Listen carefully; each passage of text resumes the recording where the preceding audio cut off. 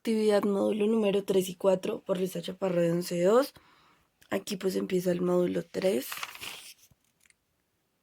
Es algo realmente pues sencillo, es algo largo pero sencillo. Glosario. Y el módulo 4 con su triangulito.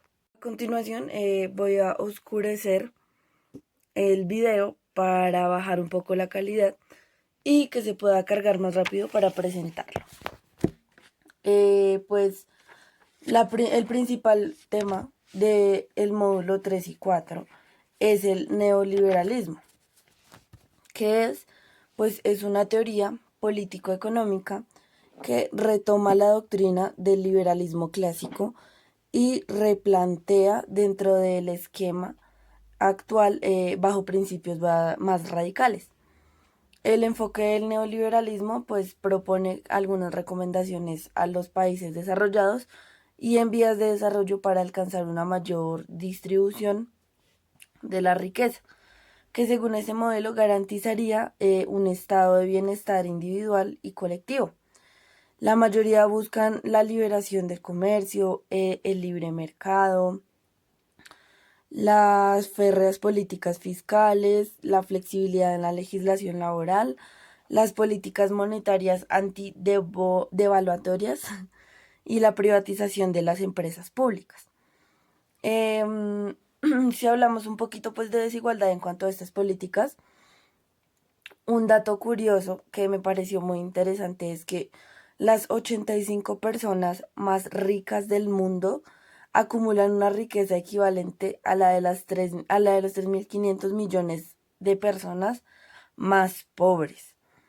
O sea, son abundantes los casos de países en los que los gobiernos no gobiernan para la mayoría, sino para favorecer a la élite de la que forman parte. Las políticas adoptadas por muchos gobiernos en el norte y en el sur abocan más bien como a millones de personas a vivir en una situación de pobreza perpetua. Algunas de las razones por las que existe la desigualdad son sistemas fiscales injustos, corrupción y flujos ilícitos de capitales, también distribución injusta de la inversión del gasto público, distribución injusta de la tierra, acceso desigual al capital, conocimiento y tecnología, la privatización, como ya lo había mencionado antes, el acceso injusto a la información y exclusión de los espacios de toma de decisiones sobre políticas que influyen en nuestras vidas. Otra sería desigualdad de género y por último, la impunidad y el control del sistema judicial conflicto.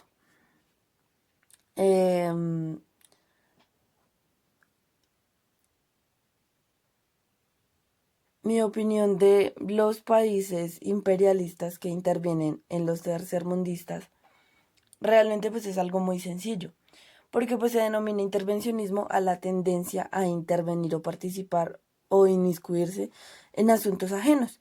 Y pues este término es empleado sobre todo en los ámbitos de la política y la economía, para referirse como a las injerencias de un actor, ente o un organismo en el terreno o las facultades que competen a otro. El intervencionismo en este sentido tiene connotaciones negativas, especialmente cuando dicha intervención ocurre por imposición o por la fuerza. No obstante, pues en ciertas situaciones conflictivas, tanto en el ámbito privado como en el ámbito público, el intervencionismo es concebido con finalidades moderadoras o reguladoras y sus acciones van encaminadas a la fijación de normas o a la mediación efectiva de las partes. En su expresión más radical en el ámbito político, el intervencionismo puede dar lugar a prácticas políticas de tipo imperialistas, que eso era lo que nos preguntaban. Los orígenes del neoliberalismo, volviendo a ese tema, pues surge como reacción a la intervención del Estado como garante de una mayor justicia social, o sea, es decir, del Estado benefactor y toma fuerza gracias a las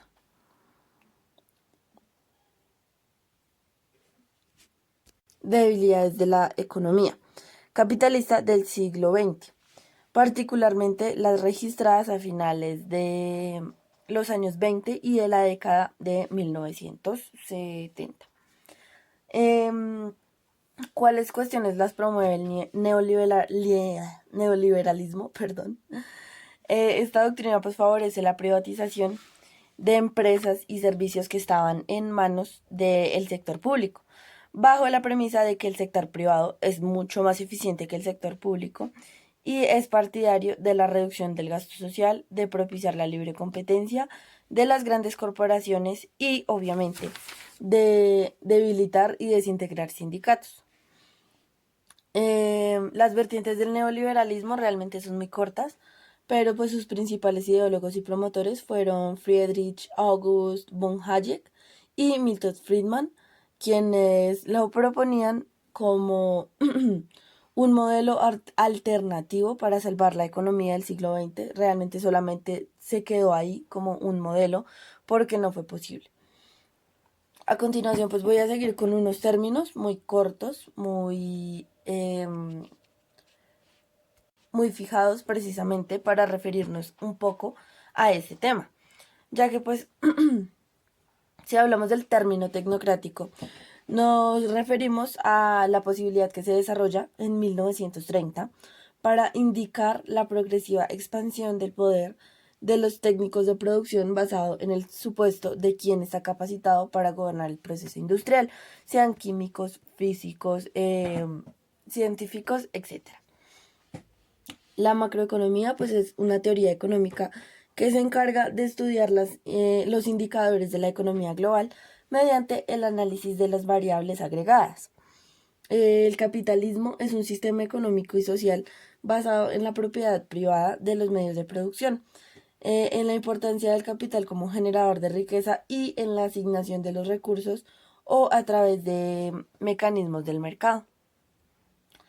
El libre cambio es un sistema económico que se basa en la libre circulación de mercancías entre estados y la desaparición de las aduanas en el comercio internacional. Realmente pues no estoy muy de acuerdo con esa, pero ahí está. El laissez-faire o laissez-faire es una expresión francesa que significa dejen hacer, dejen pasar.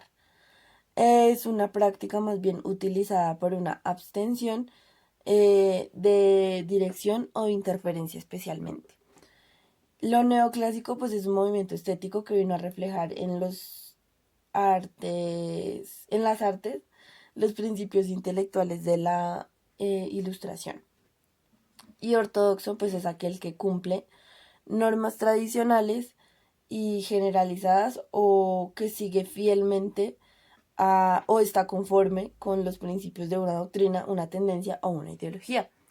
El enfoque neoliberalista como ideología pues es el modo más útil de arbitrar una ideología para imponerse y perdurar.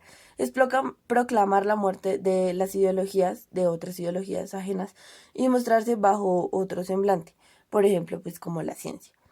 Las características del neoliberalismo económico realmente pues son muchas.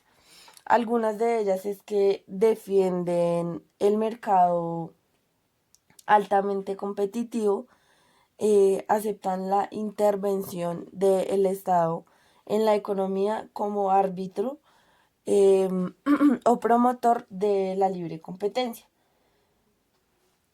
Se oponen al acaparamiento y la especulación.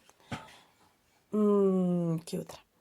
Se oponen a la formación de monopolios y oligopolios, se oponen a la fijación compulsiva de salarios por parte del Estado y se oponen a la creación compulsiva de empleo y al gasto público burocrático.